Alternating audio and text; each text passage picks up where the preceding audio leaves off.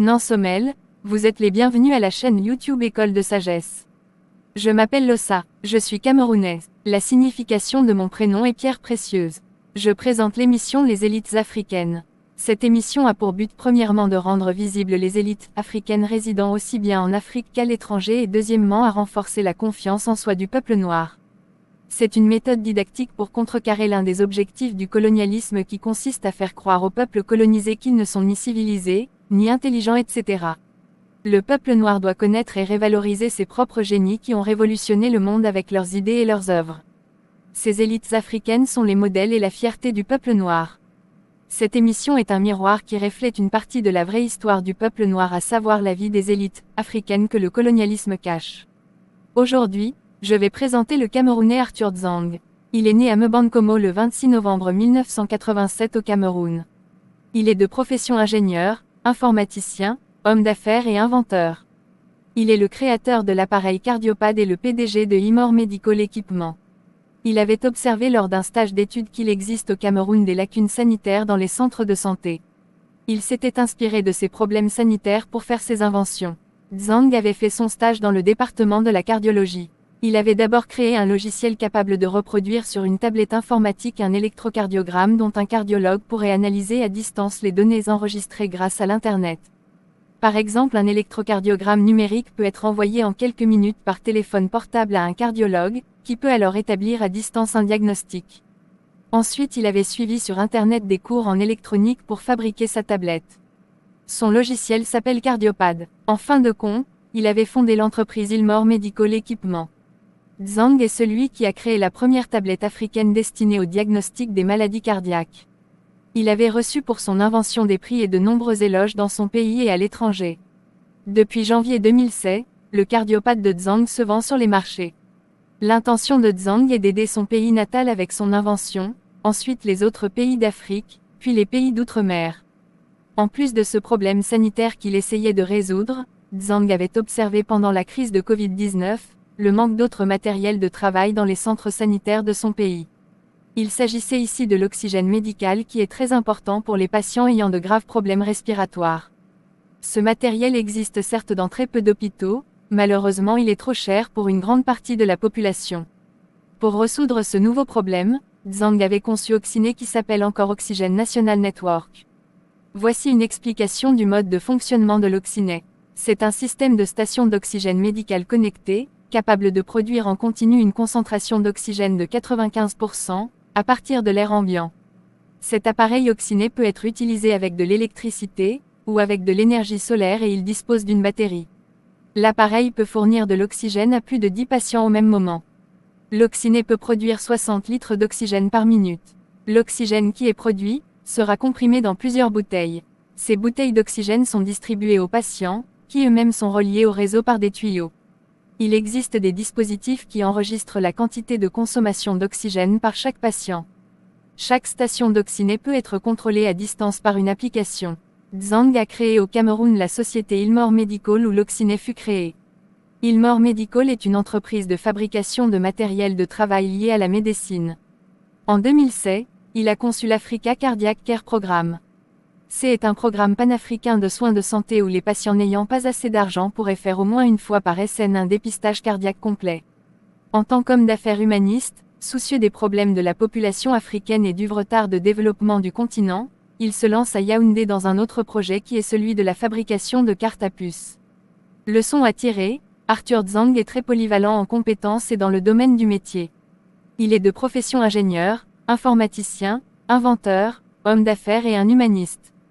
Voici quelques-unes de ses positives compétences que le peuple noir devrait imiter. Il a un bon œil pour observer la vie quotidienne, il est très intelligent pour mener des réflexions sur certains problèmes quotidiens, il est très ambitieux et confiant en lui-même, il s'inspire des problèmes quotidiens pour trouver des solutions en inventant des objets, c'est par amour pour l'humanité qu'il invente des choses et évolue dans le business. L'émission est presque terminée. Cette émission enseigne une autre facette de la vraie histoire du peuple noir. Un exemple de cette facette est l'inventeur camerounais Arthur Dzang dont les inventions facilitent certaines tâches de la vie quotidienne et dont l'œuvre sociale contribue à beaucoup aider la communauté noire et autres. Le colonialisme a toujours présenté le peuple noir comme étant un sous-peuple, sans intelligence alors que le monde moderne est influencé par les connaissances et valeurs culturelles africaines.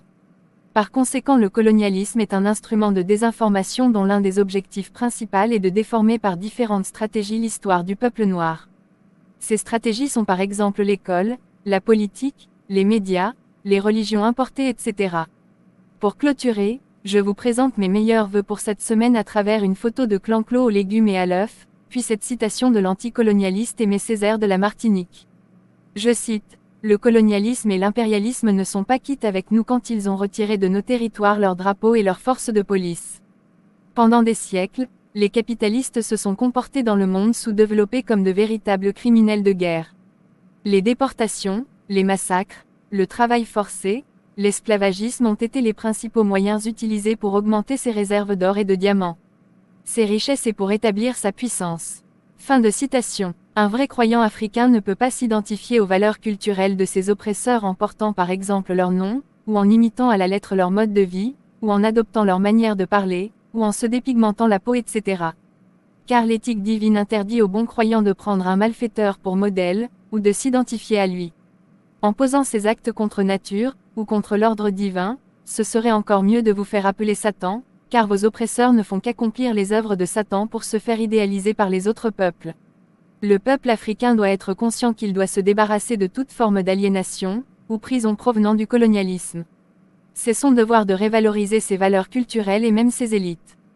Comment se fait-il qu'à l'école par exemple le programme scolaire enseigne très peu sur les élites africaines, ou que dans les publicités on parle très peu des inventions des élites africaines, ou que dans la majorité des nations africaines les langues coloniales sont établies comme langues administratives, etc.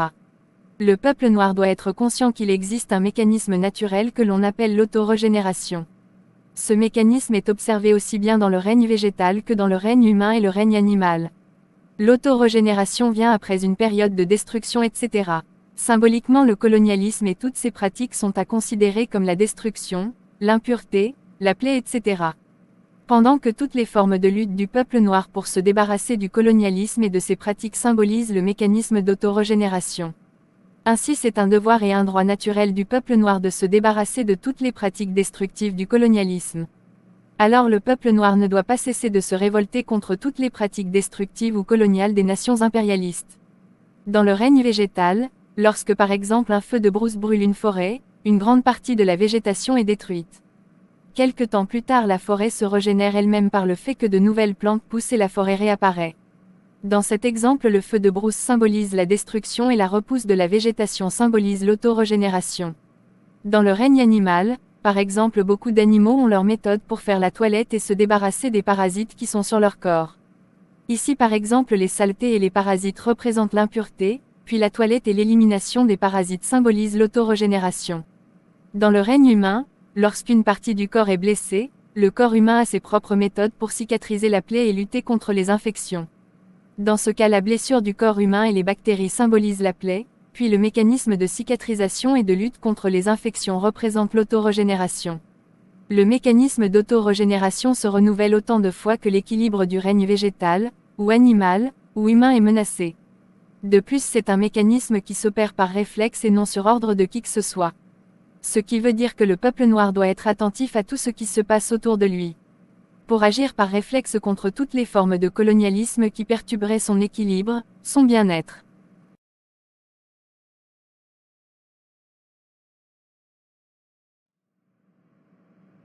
Très chers abonnés, merci pour votre attention et veuillez partager cette vidéo au maximum à vos contacts pour l'instruction de plusieurs. Eiso, au revoir.